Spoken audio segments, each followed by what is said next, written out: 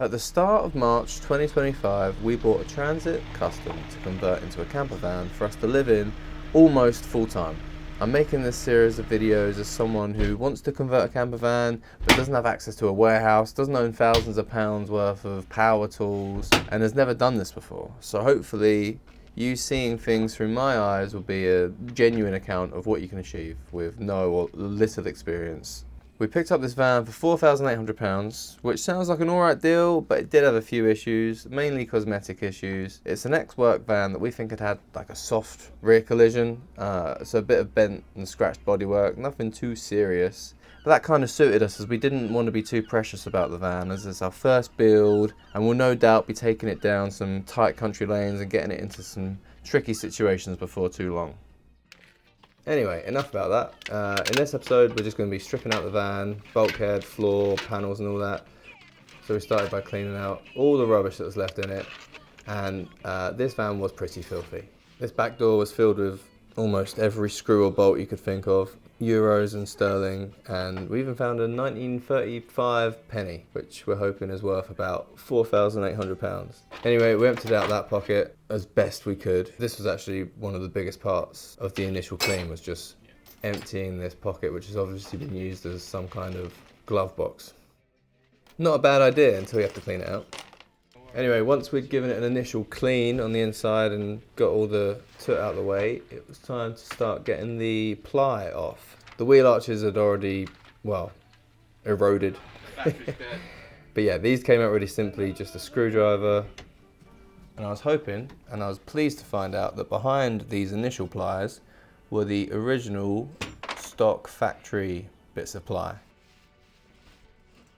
Oh, look at that. That's good, isn't it? Anyway, one by one these all came off. We haven't got much of a workshop space.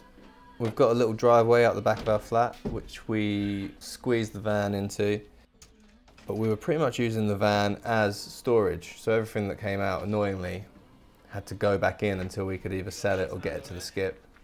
This lower panel on the door was a bit fiddly because of the angle of the screws and the screwdriver, but if you're having trouble getting those screws off, just pop the door open and things should be a lot easier. Oh yeah, I was using a screwdriver because I forgot to charge the battery on my drill. But by this point the drill had charged, so these back door panels came off a lot easier. And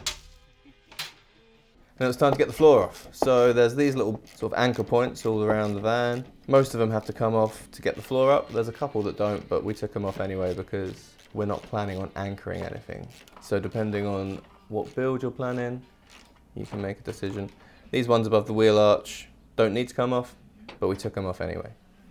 Then once we had all of those little bad boys out, we could lift the floor up. We found it easiest to lift it from the side door and then drag it out.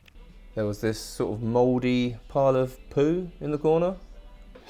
Don't know what it is, but we put some gloves on and got rid of that. Then I just dragged all this wet sand out the back. There was hay everywhere as well. I mean, maybe the previous owner was a painter decorator horse. We just don't know. Anyway, not important really. Then once we cleaned the floor, it was time to get the bulkhead out, which was quite an exciting bit because it's a black van. It's very dark in the back. It's actually quite hard to see what's going on. So we're quite excited to get a bit of extra light in the back. This was quite simple. You just needed a TX, I can't remember what size. Probably a TX30, knowing Ford. And I just worked my way around taking out those bolts. Ratchet made this job a lot easier. And the bulkhead comes off in two pieces. There's this initial top bit. Then there's the lower strip that creates a barrier for the back of the passenger seats. But again, you just want your TX30 head on your ratchet and you'll bosh through those in no time. There's a couple more of those anchor point strap hooks that we missed earlier, so we took those out there and that let the lower part of the bulkhead come out. Then we found some more rubbish behind there. We found an old Vauxhall key, a Yazoo milkshake carton. Then once the bulkhead was out, it was time to get the second layer of ply out. These had nifty little clips that were quite easy to get out. Just sort of drive your screwdriver under there.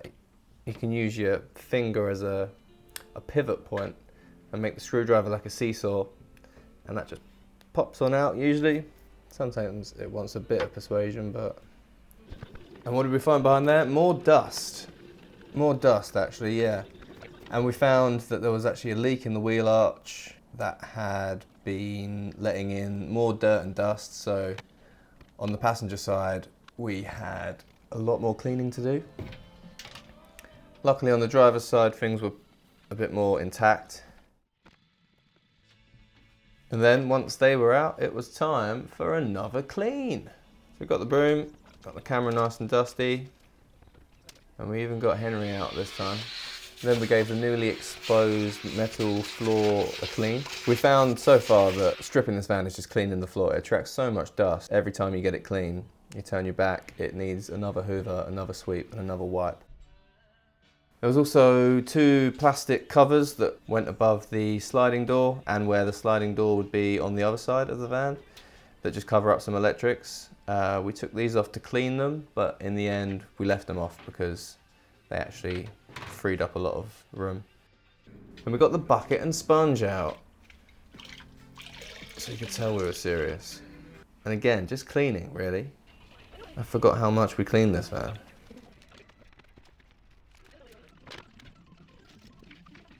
Then this was a sign that the van was actually clean, because it looked like a swimming pool in there. The sun was reflecting off the floor onto the back of the seats, and it was a real sign of hope. Then that's essentially the van stripped and cleaned.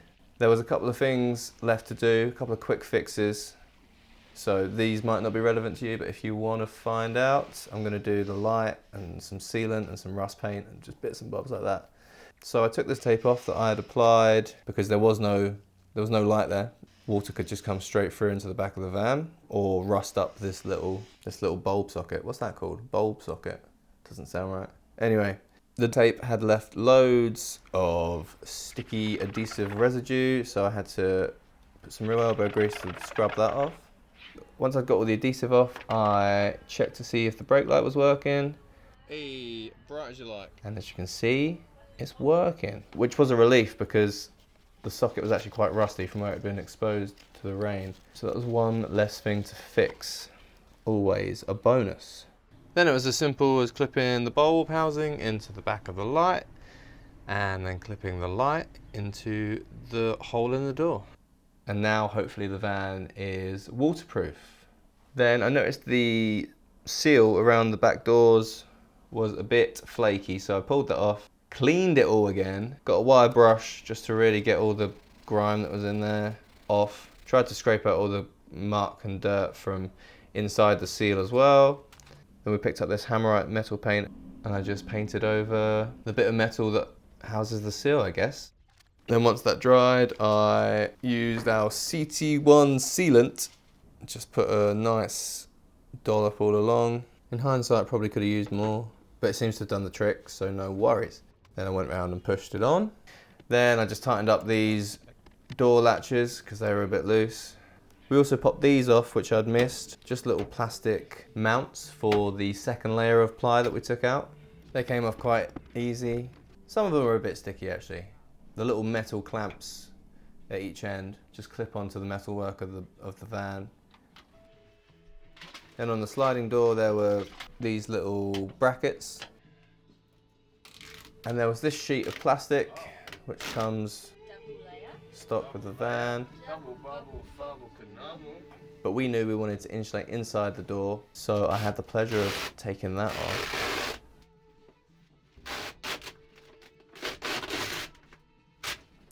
It left loads of adhesive stuff, but my fingers were tired and I didn't want to take all of that off, so I just left it because we're going to put wood over it anyway.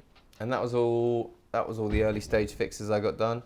I forgot to take a shot of the van after it was done, so that's a lesson hopefully I've learnt now. But this is a shot of the moon that we got on one of the nights after we were working on the van, so hopefully that's good enough. Anyway, I hope you enjoyed our knowledgeless strip and clean of a Ford Transit Custom.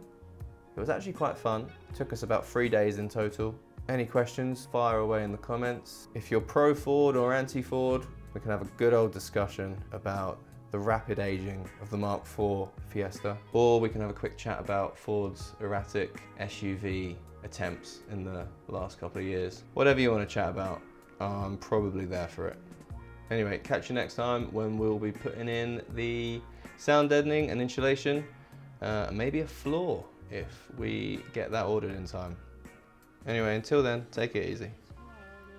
Holy shit.